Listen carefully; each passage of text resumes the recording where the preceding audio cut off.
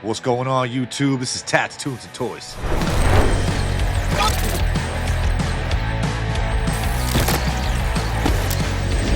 Alright, so we're back yet again with another piece of my collection. Now, as a lifelong wrestling fan, there ain't no better wrestling toys than the Hasbro line from the 1990s. And I think we're gonna go green today. I'm talking the Series 11 green cards from the WWF Hasbro line from 1994. Serious freaking grails. Man, these new WWF figures, they're so close to the real thing.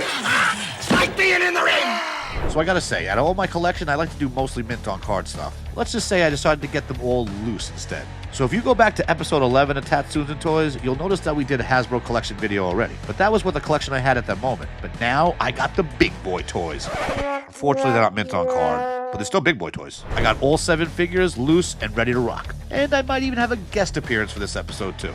My friend Rob owns Lost Toys and Comics in Miller Place, New York. And I gotta say, he has an awesome store and an even better personal collection. Now, him being a serious collector as well, and a big fan of the WWF Hasbro line, I had to have him come on for this episode. So let's get into it. Alright, so here we are with my boy Rob from Lost Toys in Miller Place. Thanks for having me. Alright, so we're going to talk about the Series 11 green cards from the WWF Hasbro line. Probably the most iconic wrestling toy of all time, at least in my opinion. Oh, 100%. Between the carding, the figures. The green card series are super rare and hard to find, and the most expensive for sure. Alright, so out of this toy line, who do you think is your favorite in the green card? My favorite is Evil Crush. Crush had the longevity. This is his third Hasbro in this line. Yeah, he had the Kona Crush. The 2-pack with Demolition. Alright, so you went for Evil Crush. I'm going to go with 1-2-3 Kid, and it definitely has one of the funniest card backs of all time. Alright, enough talking about these green cards. I think it's time to show you these amazing green cards.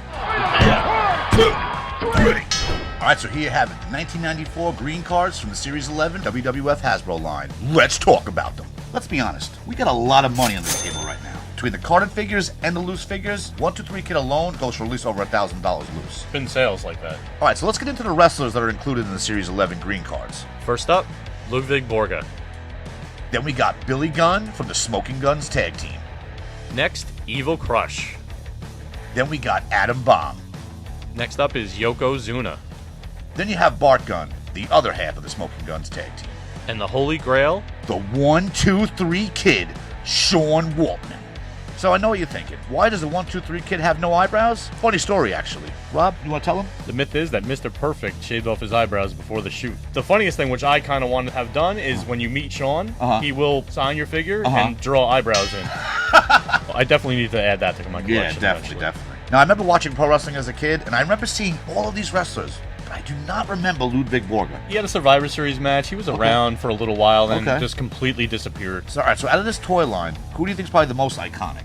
It's got to be the 1-2-3 Kid. I got to be honest. I played with that figure nonstop when I got it as a kid. I had all the green cards except for Yokozuna. Yep. Yeah. As a kid, I was almost a completist. I definitely know as a kid I had Hulk Hogan and Jake the Snake, but every kid at that point had it. Also, about these figures, there's a lot of repaint, used molds from prior lines. Yeah, the 1-2-3 Kid. Now looking at it, he's got the Ric Flair body and the Ravishing Rick Rude. And Crush and Adam Bomb have the Mr. Perfect body. Bart Gunn is the Razor Ramon body. And that's one of my favorite Hasbros of all Same. time. The Billy Gunn's the Jake the Snake. Yeah, it's using the molds they had already. Yeah. Ludwig Borga, basically the Lex Luger body. You can see his straps aren't molded, they're painted. Yes. Series 8 Yokozuna's, it's the same. It's just repainted with the white and black. Yeah, it's the red and black. You could see the Smoking Guns boots are not molded like a cowboy boot, they're just painted. It's crazy to see these little details that you would never think of normally. When someone points them out, now you can't unsee them. All right, so if you have a collector that goes into your store, who do you think is going to get sold first? As happy as I am when Hasbro's come in the door, I think the 1-2-3 Kid still sells first. Because even guys who aren't completists in the line, they want that grail. I'm pretty sure he would be the one that goes first. Okay.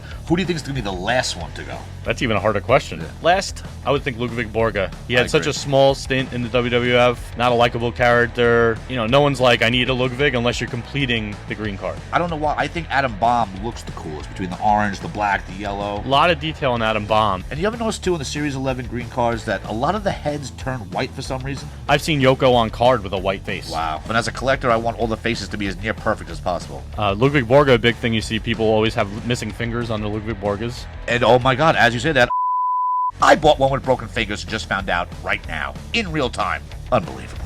Congratulations, you played yourself. If you're a collector out there, make sure to look at all the eBay and Macquarie photos before you buy them. Thoroughly look at it and make sure there's no imperfections, or at least you know about the imperfections before you buy it. Read the description.